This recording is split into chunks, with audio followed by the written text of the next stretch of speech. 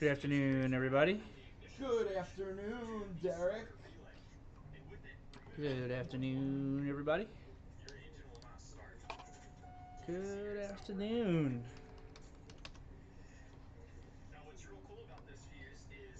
All right. I'm an associate member of T3 Trading Group, which is an SEC registered broker dealer and member of FINRA SIPC. All of my trades are placed through T3 Trading Group. You should carefully consider whether trading is suitable for you in light of your own financial condition. My position is the same, except I'm short TQQQ. Made a last minute decision into the close to get out of my Apple short, which I may regret. Made money on it today though, and I basically shorted some TQQQ almost into the close, just because we hit that $10 of extension in the Qs at the end of a day 4. It's not a huge position, but I wanted to start a little bit here because these Qs are starting to extend up. They're starting to extend up. So, SPYs here. So the market's actually already down a little bit after hours, but SPYs closed up about 0.6%. Qs closed up 1.2% or so, down 40 cents or whatever after hours here.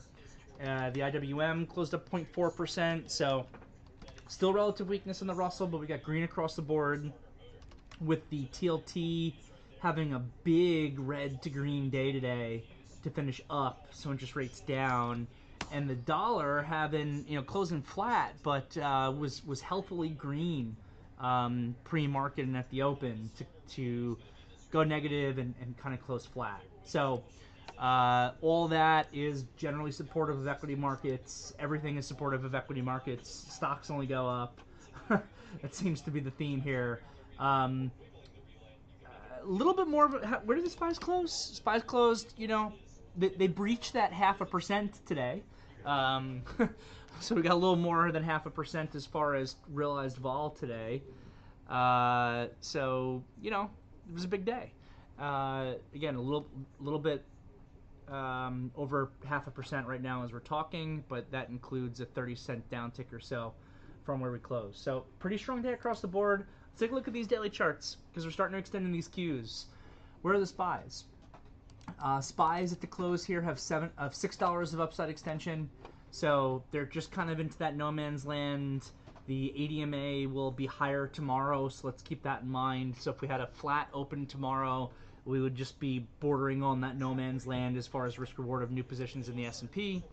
The IWM, look at that second here, potentially creating a pivot low just below the ADMA, was red at one point, was relatively weak all day, but did close positive.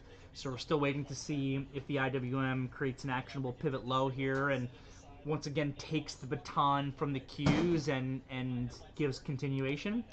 And then the Qs are hitting that extreme extension, or at least they finally did into the close. So the ADMA is just above 513. The high of the day is 523.32.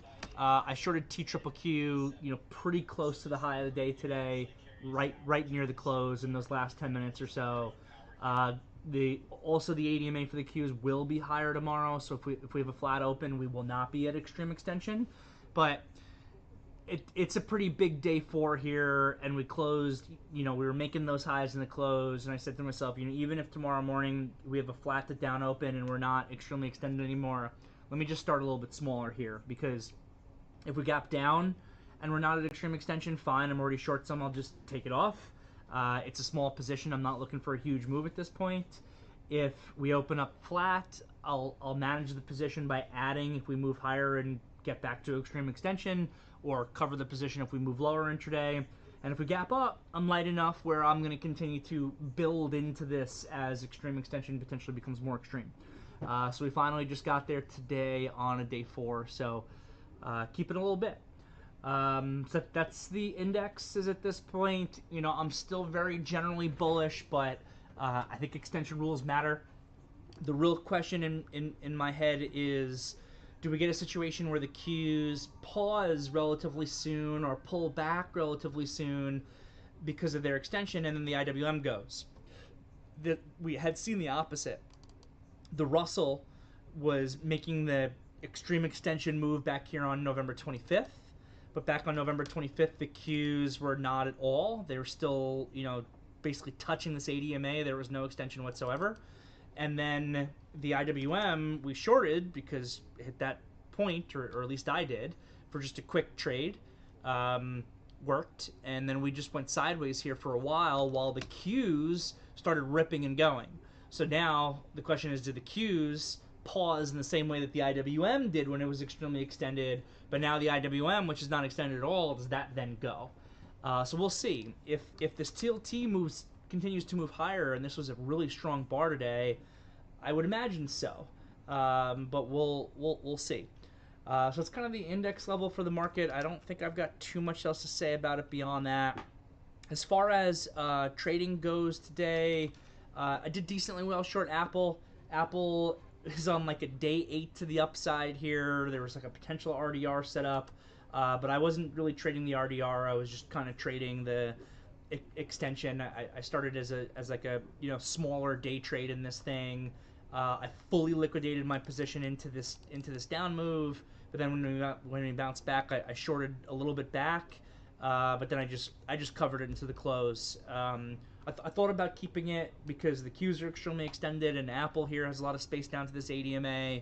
But I decided just for portfolio management reasons, basically, like I don't want to keep both, so I decided to keep the Qs and not Apple, which maybe I'll regret, but it's really important to follow your trading rules. So Apple is an okay little day trade for me.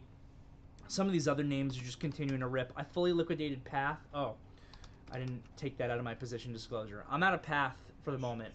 I liquidated this position above 15, which is pretty much my target in this for a little while. I will look to rebuy, but they've got earnings tomorrow, so I'm out of it in front of earnings. It's been a really good move. The chart looks like higher to me, to be honest, but it got into this declining 200-day, so we'll see what happens with the earnings report on that.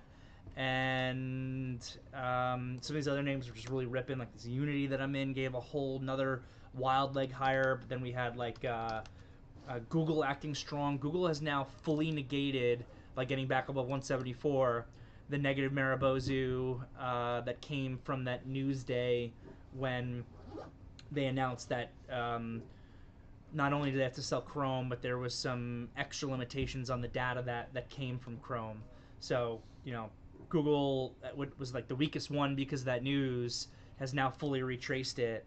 But this market is just strong, I mean, it's what we expected. We've been looking for and expecting an extremely strong market. We're getting it, and it's our job just to make sure that the market doesn't get a little bit ahead of itself, and it might be starting to do that, at least with the NASDAQ.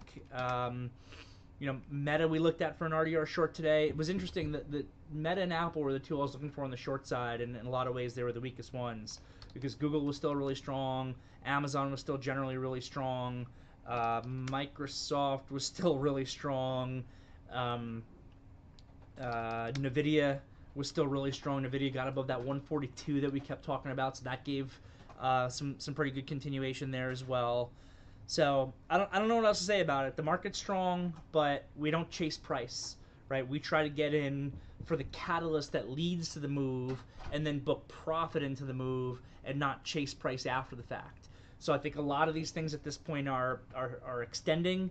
They need to either reset up for new buy setups where we should not be chasing price higher, or potentially some of them are extending to the point where it's becoming extreme enough that we might be able to begin to look the other way, like with Apple today, or like with the Qs into the close. So that's kind of where we're at. Palantir was another interesting one today. That buyer was gone, but it was not as weak as the example that I had cited from back here on November 18th, when that buyer was also gone the next day, and this thing just totally got destroyed. It was just a little bit weaker today. It seemed like it was just kind of settling in this like $69.50 to $70 zone throughout the day. Then that news hit. I think that news is significant. It's basically that OpenAI is getting involved with defense. So I think the headline was something about drone defense, and previously OpenAI, I think, had said that they were not going to become involved in the military.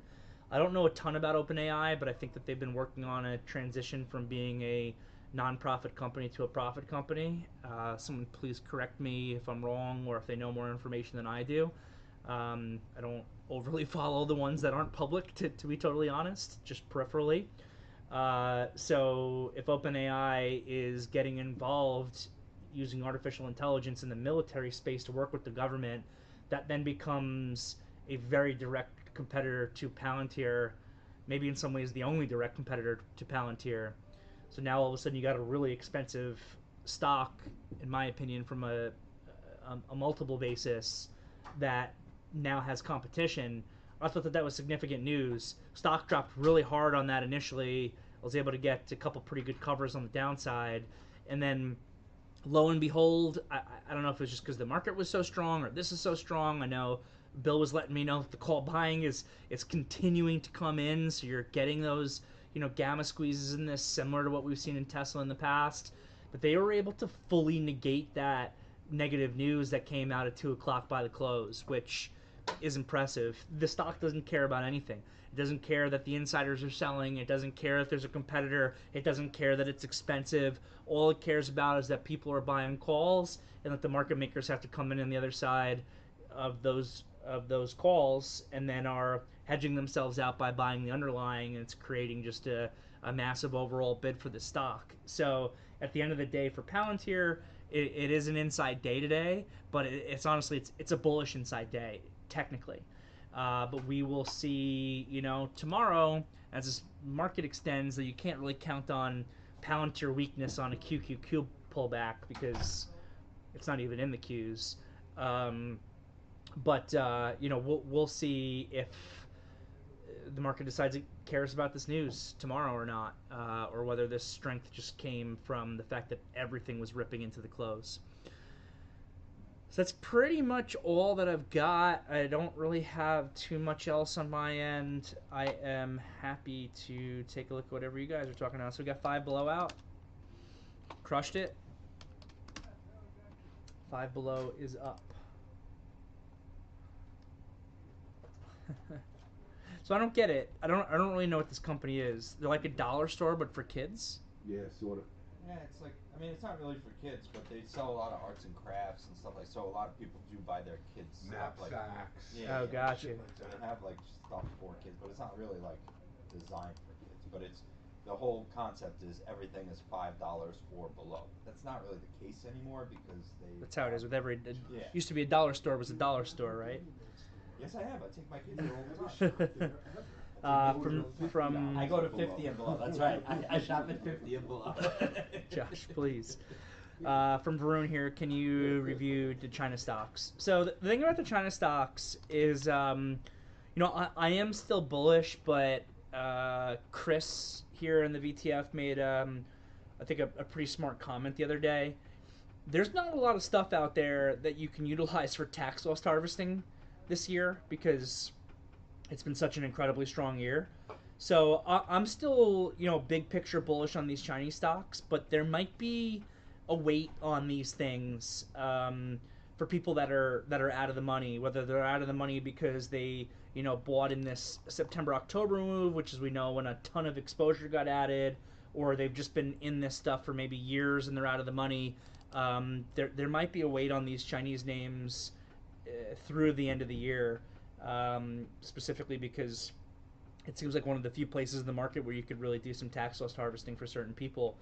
But big picture, not too much has changed. Alibaba, which has kind of been a little bit weaker than some of the other ones, it's still holding above this November 22nd low. So technicals aren't terrible. I guess in theory it could be making an H pattern here, which is a bearish pattern, but that would only trigger if this low breaks. The bull side of it is that you want to see like a little bit of a higher low come in compared to there, that then breaks above this pivot high and starts to reverse this downtrend. So we'll see if that happens. But I'm still in some Baba. I'm still in some JD. JD's been stronger than Alibaba has. I still got some yin on. Yin traded back down to around my price today, with a weakish close. So we'll see. These should be able to also benefit when the dollar's a little bit weaker, and when the TLT is moving higher and interest rates are coming down. So we shall see on China. From Eddie, I got ran over on ExxonMobil today. Now that I come to realize what I did wrong, it was definitely when I started bringing my mental stop loss lower and lower. Yeah, you can't do that. That's a big no-no. And it's the main reason to not use mental stop losses. Just use a physical stop loss. It's one of the, I don't want to pick on you, but it's like, I think it's like one of the worst things that you can do as a trader. The number one reason why people do not succeed in this money is because of a failure to manage risk and manage money properly and consistently over time. That typically comes in a couple of forms. One is just from an account management perspective, they don't adhere to their maximum daily loss. You know, the key to success in trading, it's simply a math game. You have to be able to make more money than you lose. But if you never adhere to a maximum daily loss, and you can enable yourself to lose $1,000 on a bad day when you only make $1,000 on a good day, that's never going to be a trader who becomes successful. It's going to be a trader who bleeds out over time. And then it's the same thing manifested in individual stocks. And a lot of it, the root of it is psychological. You know, the account stuff, it's like, oh, I know I'm supposed to stop at $500, but I like this trade. What if this is the trade where I make it all back? We have to remember that doesn't matter. The market's an opportunity creating mechanism. You do not have to be in every single trade all the time, every day, in order to, be able to make money in this business. So, stop yourself out. Stop at your maximum daily loss. You put a trade on for a reason. You put the size on based on where your stop loss was. The dollar risk is based on where your stop loss is. You have to follow through with that stop loss. And I don't know why you would use a mental stop and not just a physical stop. If you have a specific spot where you're supposed to get out, then get out. You know, when I'm not trading with a stop loss, it's usually because I have a game plan that's like, you know, I'm managing to the ADMA, and I know that based on my size, I can afford it if it's running against me a little bit, but I'm managing the position to like the ADMA on whatever time frame I'm looking at. Like that's a strategy I've spent a lot of time talking about recently. But if you're like, hey, I'm buying versus this pivot low, I'm buying this breakout candle, I'm buying versus support level, you buy and you put your stop loss in, and that's it. And if you do the thing where you bring your stop lower and lower and lower and lower, if that becomes a habit, you'll never make money. One time ever, we've all done it. I've done it. You've done it now. We've all done it. One time ever, fine. Just, it's really important as traders to make sure that we don't repeat our mistakes again in the future. What are your thoughts on carry? I like the banks broadly. I prefer the major banks than the regional banks, but this carry chart looks pretty good. I like the pivot low from today. I think it could be long carry versus today's low. Varun let me know about 5 below. Can you review the China stocks? I just did that. From Rich. Want to go to the beach and want some toys? Go to 5 below. Okay. If anybody else has any questions of the VTF, feel free to let me know. Popping over to the YouTube.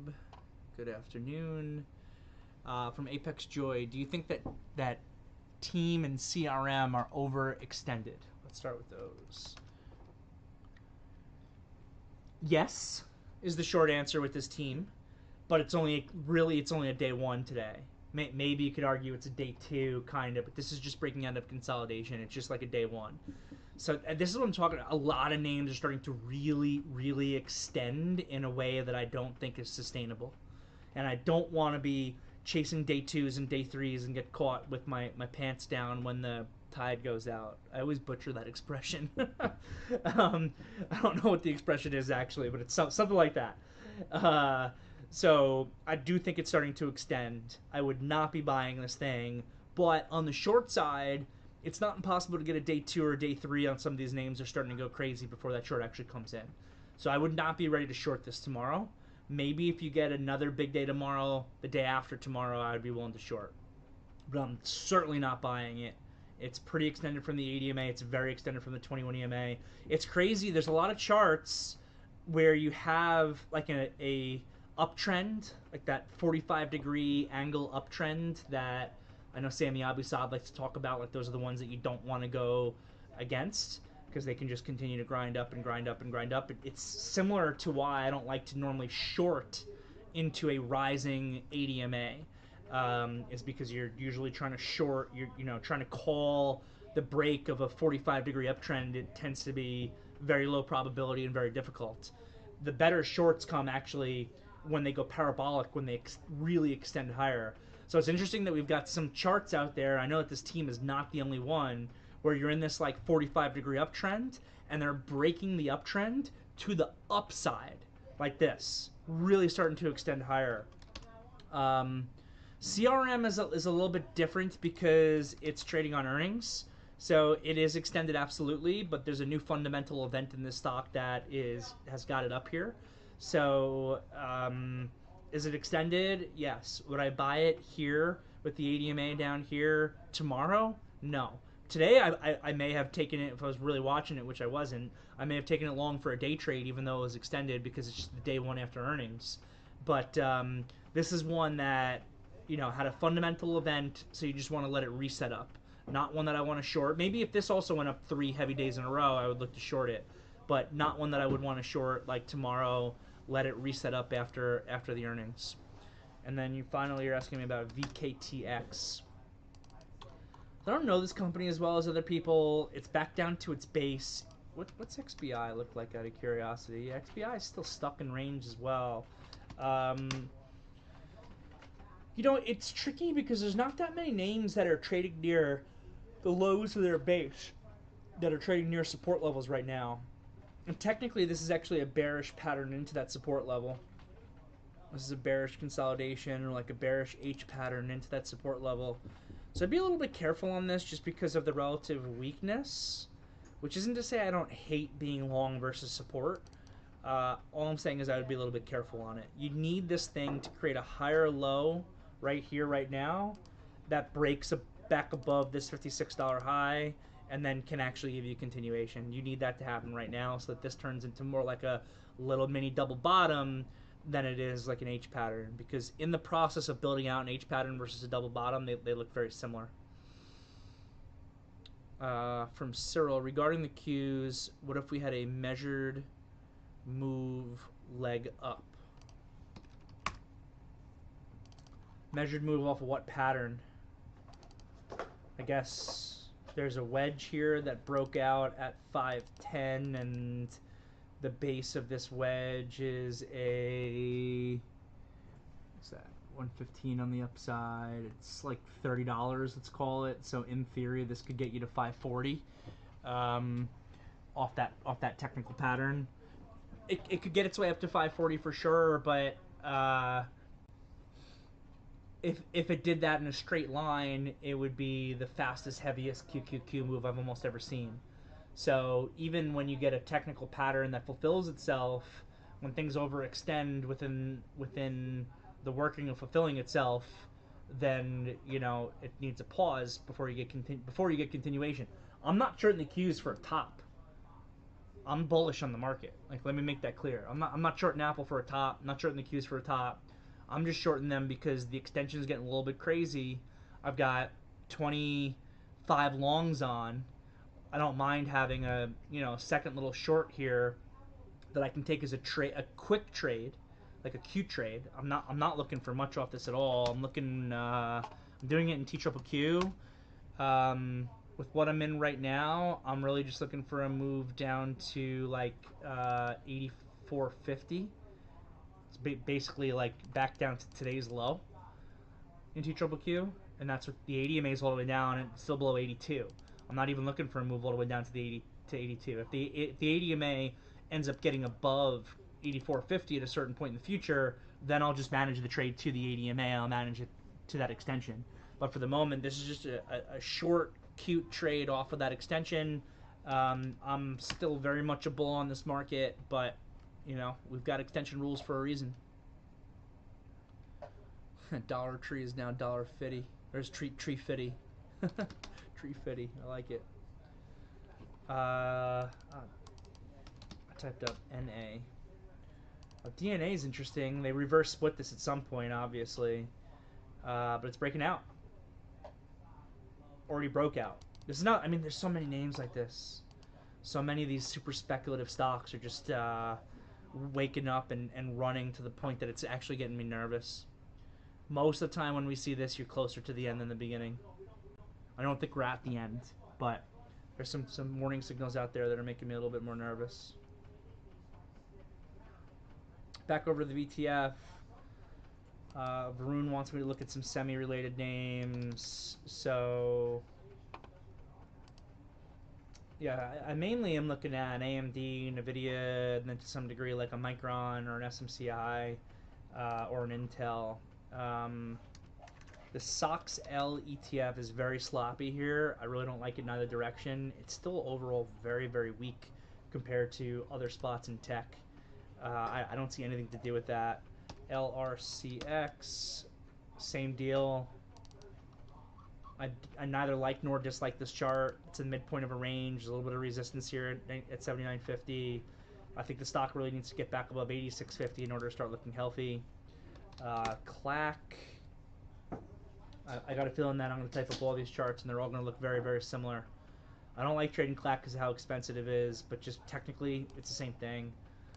Bounce back, decent bounce back, but you're in the resistance price congestion zone. It needs to get above, let's just call it 700 to start looking better.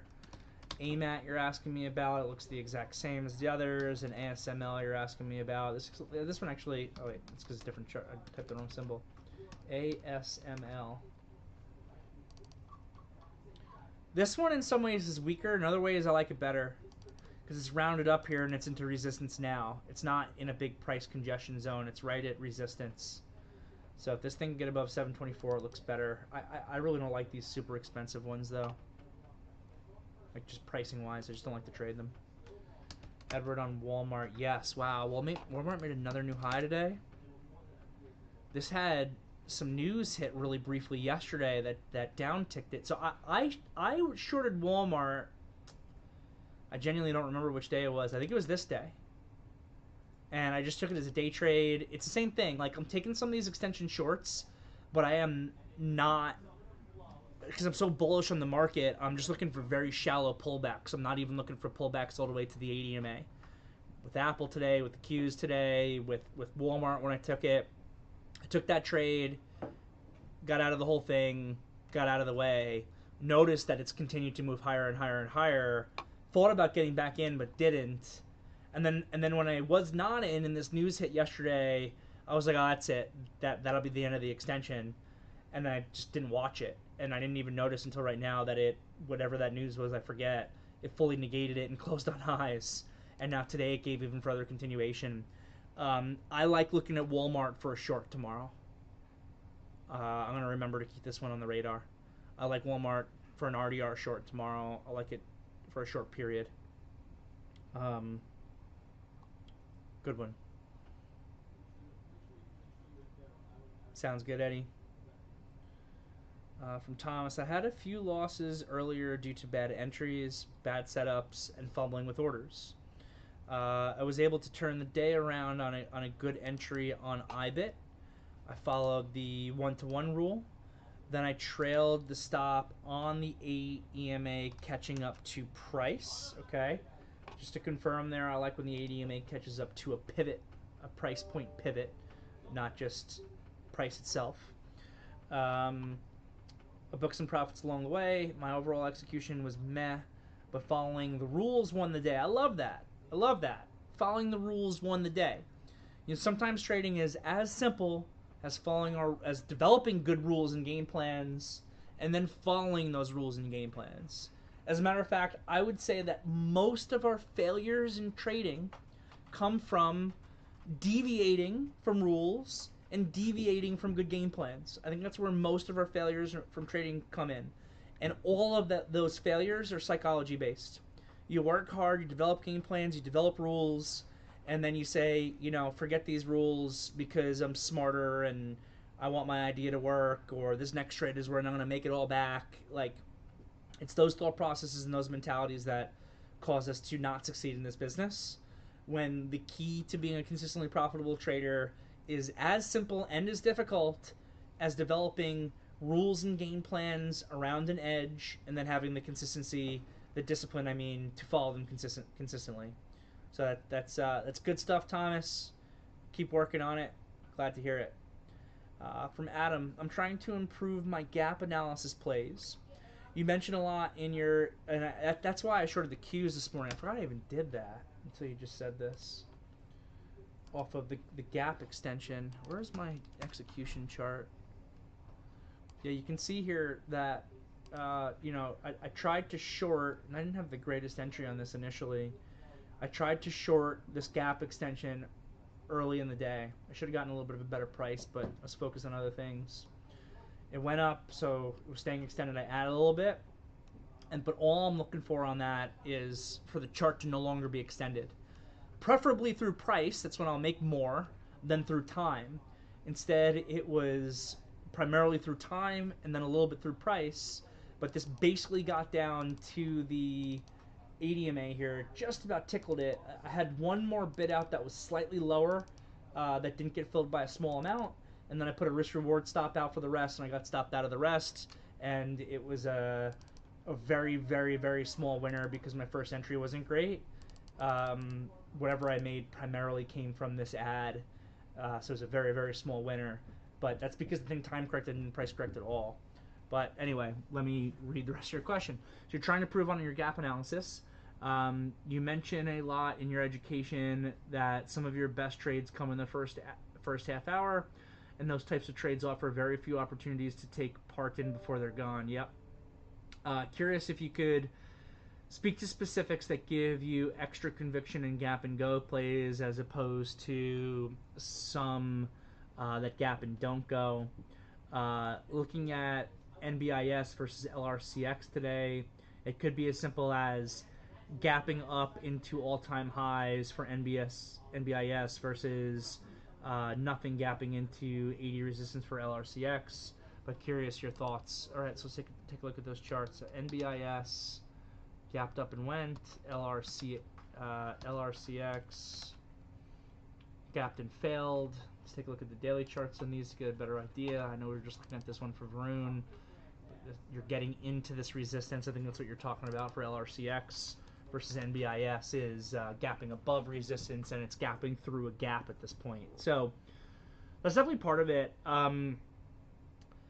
The trades I like to trade off the open, those types of trades that I'm referencing where I'm talking about like you get one chance of getting stopped and then it's gone, are like breakouts that happen in the first 5 minutes where there's no extension. I think that you can still take that when the gap is creating extension. But honestly, like, I mean, it's the only recent example I could think of, even though I was short. Like, my favorite trades are, like, being long Palantir at the open yesterday. You know, if you had a good technical reason, but let's just forget about that for a second. Like, I don't know. Maybe there was a great breakout level at 67 in Palantir. And the stock opens up just below 67, rips through 67. There's not a lot of extension there because there wasn't a big gap. And you're just buying that breakout as the volume is coming in and putting your stop in at lows. And next thing you know, you're instantly $3 in the money on some size. Like those traditionally were always my favorite types of trades. I have found, and we talked about this in an afternoon meeting recently, when I think it was Robert asked me a question about, like, I'm seeing a lot of times these moves are happening like at 8:45 at 9 a.m. as opposed to happening off the open.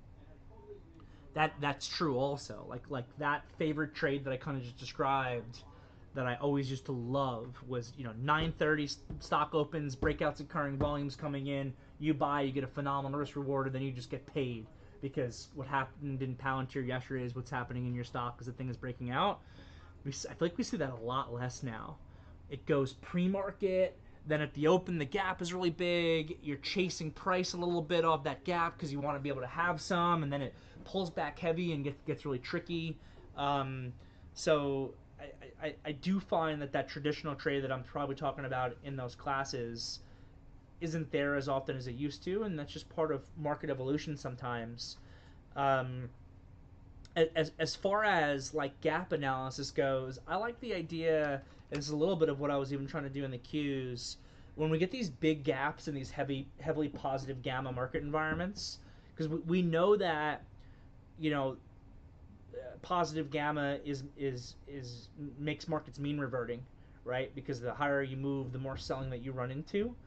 So I like when you get like a big gap up in a positive gamma environment. That's usually going to be pretty heavy actually off the open, because we spend so much time talking about forced buying, but there's forced selling into a 1% S&P gap up, for example. I think right now I saw a number, I think earlier today, that said that we're at $10 billion of positive gamma. So that means that in a 1% up move, you have $10 billion worth of selling. Well, when that happens at a gap with a gap, I'm pretty sure that selling has to happen, relatively quickly, if not more or less all at once. So you can look to short that extension that's created from that gap initially. And that's a lot of what I was even trying to do today. It's a lot of what I've been working on, where I'm going to manage the position to the ADMA as opposed to just like shorting. If I just shorted versus the opening high, it would have worked a little bit, maybe, depending on my execution, but I would have gotten stopped out here and instead of getting out where I got out.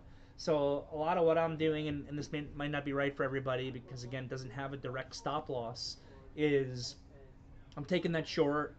As we extend higher away from that ADMA, I'll get heavier, I'll build in more, but my target is rising. So time is against me. Time is a bull's friend has been one of my favorite sayings recently, because this market's been so bullish. When you have this extension, you go sideways, like what the IWM has done for the last 6 days or so. That's bullish. That's very bullish. And then eventually that moving average can catch up, like it did at 10 o'clock today, and then you can get upside continuation. But generally, and we understand market dynamics and how we can utilize those market dynamics in our trading.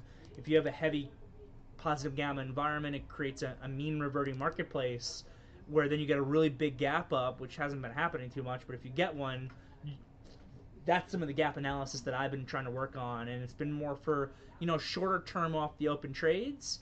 And today's wasn't great because it primarily time corrected, but still paid me a couple dollars by the time this ADMA was ticked.